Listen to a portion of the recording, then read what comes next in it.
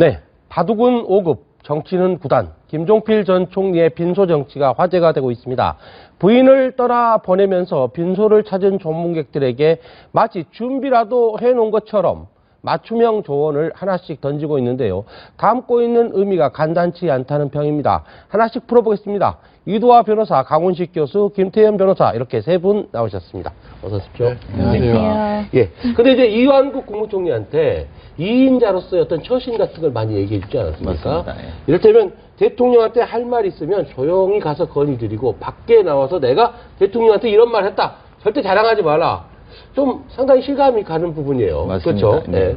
본인 김종필 총리께서 본인이 2인자로서의 삶을 굉장히 오래 네. 동안 사시기도 하셨고, 또 이완구 총리에게 보면 어떤 의미로 보면 좀 잘 됐으면, 박근혜 정부가 잘 됐으면 하는 의미를 많이 담고 있다고 봅니다.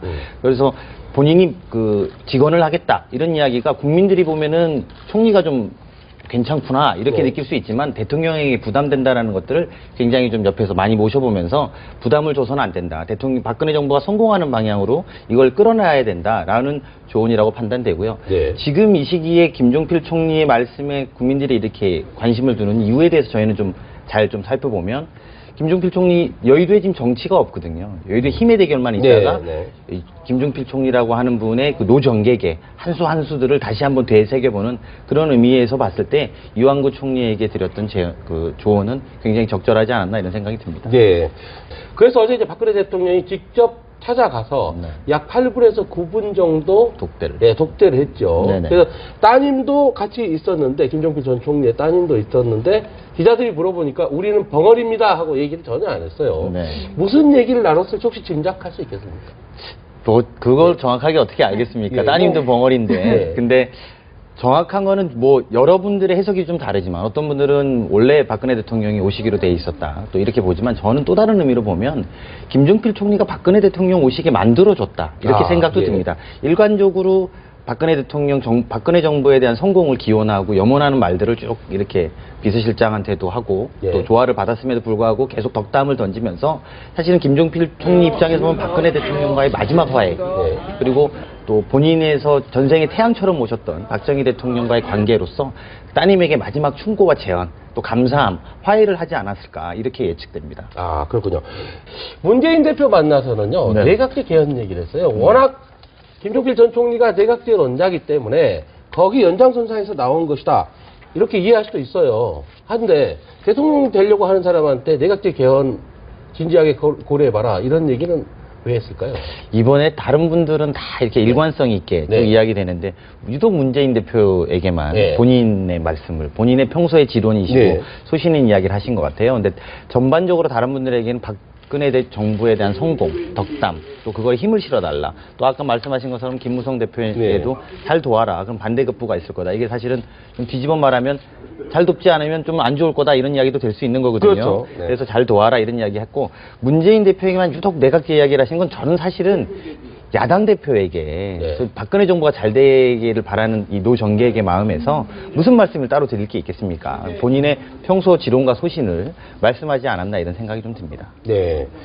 언론들의 고민도 많습니다. 신문 제목을 보면 금준에 했다가 금명간, 조만간, 계속 그러고 있지 않습니까? 날짜를 못 잡고 있어요. 누군지는 더더욱 못 잡고 있습니다. 그렇죠. 어디 백지 상태에서 검토한다고 하니까 어떻게 예상하십니까? 이게 사실은 흐름, 아까도 그런 말씀 잠깐 있었습니다만, 흐름으로 쭉 이야기될 때는 대충 예측되는 분들이 좀 있습니다만, 지금 막상 또 이렇게 초읽기에 들어간 국면에서 말씀드리기 섣부르다는 생각이 듭니다. 다만, 박근혜 정부 이제 하반기를 들어오면서, 보다 지금 내각에도 의원들을 친박 의원들을, 소위 친박 의원들을 전면 배치하고 이런 것들을 보면, 보다 국정강력이 느슨해지긴 시기이기 때문에 정무형, 또는 여기 좀 힘을 좀 가지는 소위 박근혜 대통령과 호흡을 좀 함께 할 수 있는 분들을 보다 이렇게 좀 하지 않을까라는 예상을 조심스럽게 해볼 수 있습니다. 그렇군요.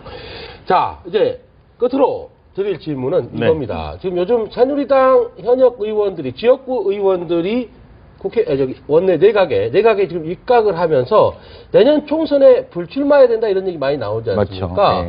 김무성 대표가 어제 개혁 성공 못하면 당에 돌아올 생각을 하지 마라 이런 얘기를 했고 오늘은 뭐라고 했냐면 대통령께 가급적이면 비례대표 중에서 좀 데려갔으면 좋겠다 이런 얘기도 했거든요.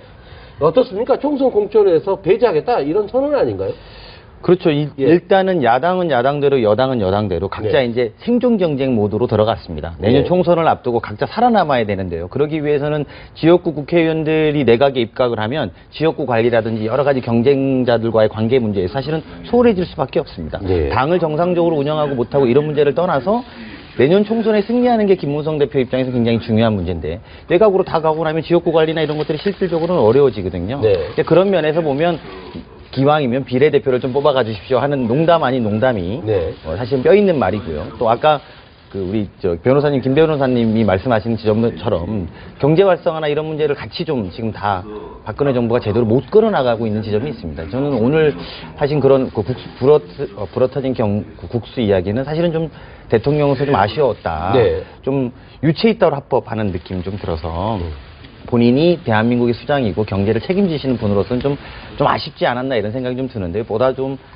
성실하고 실천력 있는 방법을 내놓으면서 했었으면 하나 좀 아쉬움이 많이 듭니다. 오늘 말씀 여기까지 듣겠습니다. 고맙습니다. 고맙습니다.